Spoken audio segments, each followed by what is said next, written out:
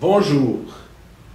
Aujourd'hui, nous allons faire, avant de faire notre sujet qui est l'or, je veux faire une petite parenthèse et revenir sur notre collègue Alain Fournier, parce que, de nouveau, un problème d'adolescence s'est passé aux États-Unis et il y a de nouveau eu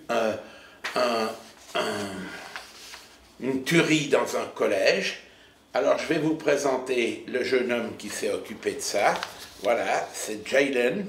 Voilà, ce pauvre garçon qui a tué une femme, qui a tué une partie de sa famille, tout ça parce qu'il était mécontent, et tout ça parce que finalement, on ne les écoute jamais. Il en avait bien mis plein les réseaux sociaux, avec ses plaintes avaient bien été répertoriées, mais elles n'ont jamais été écoutées, elles n'ont jamais été discutées, et le pauvre, il s'est retrouvé avec son problème, et il n'a pas trouvé d'autre solution que de créer ce massacre à l'intérieur du collège. Et de nouveau, dans la cafétéria. Donc, il y a peut-être une chose à faire, c'est qu'il faut faire la grève des cafétérias, parce que ça devient très dangereux d'aller à la cafétéria. Je vous le dis, hein, c'est quand même terrible. Mais bon, voilà. Ce jeune homme, qui était d'autre part un chasseur émérite, qui avait reçu de son père un fusil, et qui allait à la chasse dans la forêt. On a une très belle photo de lui où il tient un cerf, vous voyez, qu'il a tué, voyez. Alors, le cerf, qu'est-ce que vous voulez? Il aimait les biches, il aimait la forêt, il aimait la rivière, et lui, ben, finalement, il allait au collège, il aimait une jeune fille, il aimait la forêt, il aimait la rivière, et puis finalement, ça s'est mal terminé, parce que trop tôt, sans jamais recevoir aucune indication comment vivre, comment appréhender ces sujets difficiles de l'adolescence, que d'ailleurs Alain Fournier a très bien décrit dans son Grand Maune. Eh bien voilà, je vous renvoie encore une fois au Grand Maune, et j'implore pour que ce livre soit traduit et qu'il soit distribué dans toutes les cafétérias des lycées américains, parce que vraiment c'est nécessaire. Maintenant, nous pouvons prendre notre sujet. Notre sujet, aujourd'hui, c'est l'or. Et on commence par l'or brut. Parce que l'or brut, c'est celui qui rapporte le plus. C'est celui qui fait le meilleur chiffre d'affaires. Ici, vous voyez un pistolet dont on a noué le bout du fusil, le bout du canon. Je ne pense pas qu'on pourrait tirer avec parce que tout nous exploserait à la figure. Mais pour dire, cette statue est en face du bureau de l'ONU à New York. Pourquoi est-ce qu'on a mis cette statue de ce pistolet là-bas? C'est parce que pendant 30 ans, il y a eu des discussions, il y a eu des réunions pour établir un traité du commerce des armes. Ce traité qui va rentrer en plein dans sa vigueur, va rentrer en vigueur à partir du 24 novembre de cette année, et bien, ce traité, qui a mis tant de temps à se faire, il a été ratifié que par 54 pays, mais pas les États-Unis, parce que les États-Unis ne peuvent pas ratifier ça, ça changerait leur constitution. Du moment qu'on change la constitution, on empêche les jeunes de tuer leurs copains dans les cafétérias des lycées. C'est une horreur, chaque fois c'est une horreur. Mais voilà, j'ai voulu vous la présenter, cette statue, elle est très belle. Elle est sur un piédestal devant les Nations Unies de New York. Il faut dire quand même que le commerce des armes, c'est le commerce le plus florissant de la planète. C'est celui qui fait le plus de chiffre d'affaires. Voilà une autre photo qui présente la chose. Vous voyez, ici vous avez un sous-marin français. Les Français fabriquent ce sous-marin. C'est un sous-marin à propulsion nucléaire fait pour lancer des missiles nucléaires. Eh bien, vous voyez, la France, elle en a vendu de tous les côtés. Elle en a vendu aux Chinois, elle en a vendu aux Indiens, elle en a vendu aux Pakistanais, qui, eux, ont acheté ce magnifique sous-marin, tout ça pour que les ventes d'armes peuvent augmenter. C'est donc l'or brut, c'est la production la plus extraordinaire de la planète, c'est le chiffre d'affaires le meilleur, c'est la vente d'armes. Le deuxième, c'est l'or blanc.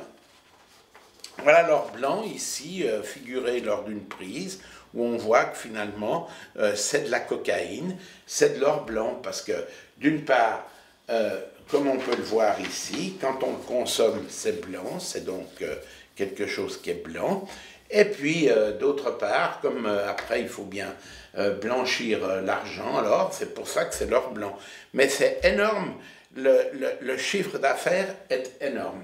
Et à ce sujet, je vous dirais encore que depuis une année, l'Espagne, comme la Grande-Bretagne, a inclus dans son PIB la vente de drogue et la prostitution. Ce qui est formidable parce que, ce faisant, ils augmentent leur PIB et le rapport entre le PIB et la dette publique, eh bien, il diminue ce rapport et finalement, on peut avoir plus de dettes privées tout en ayant un rapport meilleur pour être accepté par la communauté européenne. Donc, c'est vraiment formidable d'avoir mis ça dans le PIB. Donc, maintenant, même si c'est un commerce illégal, il est quand même pris en compte.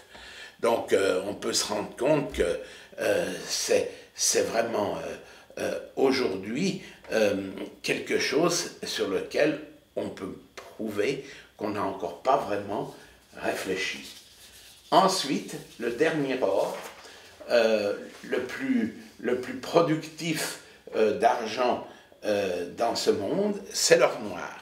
Alors, je vous ai mis une petite pompe à essence ancienne de British Petroleum, c'est-à-dire BP, parce qu'ils ont créé la plus grande marée noire possible dans le golfe du Mexique.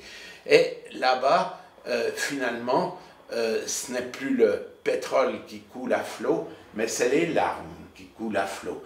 Les gens pleurent, les pêcheurs pleurent, les touristes pleurent, ceux qui étaient sur la plateforme qui s'est enflammée, ils pleurent, tout le monde pleure. Alors bon, c'est un grand problème de larmes, c'est un grand problème grave, mais par contre, on continue à consommer de l'essence, tout en la faisant raffiner et en la pompant. Et là, je vous ai mis cette magnifique photo. Ce n'est pas un coucher de soleil, c'est un puits de pétrole, un gros puits de pétrole, où l'on a mis le feu à la torchère. Tout puits de pétrole a une torchère qui brûle. Donc, s'il y a 100 000 puits de pétrole dans le monde, il y a 100 000 torchères. Donc, n'ayez plus de culpabilité de rouler avec votre voiture. Finalement, les producteurs eux-mêmes de pétrole, ils polluent plus que toute la planète, rien qu'en faisant brûler leurs torchères. Donc, ne vous faites plus de soucis. La façon dont c'est fait, c'est vraiment terrible. Et alors, gloire à Elliot Ness, la seule chose qui nous restait, eh ben, c'était l'alcool. Et avec l'alcool, eh ben, finalement, après bien des tribulations, maintenant, aujourd'hui, tout le monde a accès à l'alcool. Alors moi, je ne voulais pas être triste à la fin, je voulais vous dire que j'avais écrit une petite chanson, la chanson de l'ivrogne. Alors, je vais vous l'interpréter. Je vais vous l'interpréter en vous l'interprétant. Je n'ai pas écrit la musique, mais je mets un petit air dessus, et puis je vous la fais. Je me déguise un peu, mais je vous la fais normalement, parce que c'est difficile de chanter la chanson de l'ivrogne. Mais je vais vous la faire. Alors voilà. Chanson d'ivrogne. La sœur, c'est la fille du chasseur, et la mère, c'est la fille de la grand-mère, et le père, c'est le chef du rebelle. La famille Escobar tient au fond de la nuit un bar, dont Loubar est gros soulard. Ah oui, c'est bonnard de voir ces connards qui servent ces pionards une bande de zonards. La sœur, c'est la fille du chasseur, et la mère, c'est la fille de la grand-mère, et le père, c'est le chef du repère. À partir de 5 o'clock, y a de la coque en stock, et tout le monde est à bloc, rock, choc, floc. Ces ambitieux de gueulards, cette famille de gros lards, ont tellement fait de dollars qu'ils ont fini tôt là. La sœur, c'était la fille du chasseur, la mère a déçu la grand-mère, et le père, c'était lui qui tenait